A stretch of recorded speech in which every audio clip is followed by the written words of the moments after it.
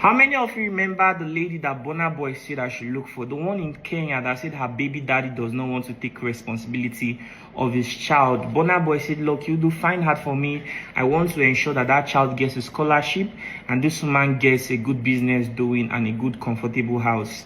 So eventually I found her. I'm sure some of you remember because I posted it across my social media platform when I found her. And somebody who works for Burna Boy, his name is Mr. Salami, through Burna Boy Football Academy, reached out to her, and then they started the entire process of bringing her to Nigeria to meet Burna Boy and to, get the scholarship for the child and everything. And Burna Boy spent, I'm sure, more than 8 million naira.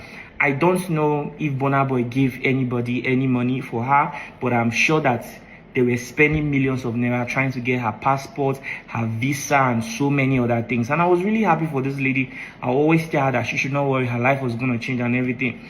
But recently, we've been seeing some videos online. She and one other lady that calls herself a lawyer has been saying so many things that are not really true. In fact, from my perspective, they are entirely false. I'm going to post the entire screenshot of my chat with Helen. Nothing is entirely missing out from it. I don't want to edit this video. I'm going to post it as a separate video entirely so you guys will know that that lady that calls herself a lawyer, that has been making videos that Instablog has been posting, is saying false. People should even go through the profile of that lady to even see the kind of person you are listening to. I'm not saying you should judge people by how they look or how they present themselves, but to be honest, that lady said everything she said is entirely false. She said that we are asking for a percentage. All my life, I have never, nobody that I've ever brought to my platform, have I ever asked for any sort of percentage. If there's anybody that can say, look, you do have asked me for any percentage, come out with evidence, and I promise that this is the last video anybody will see from me on the internet. I'll quit this work that I do for good.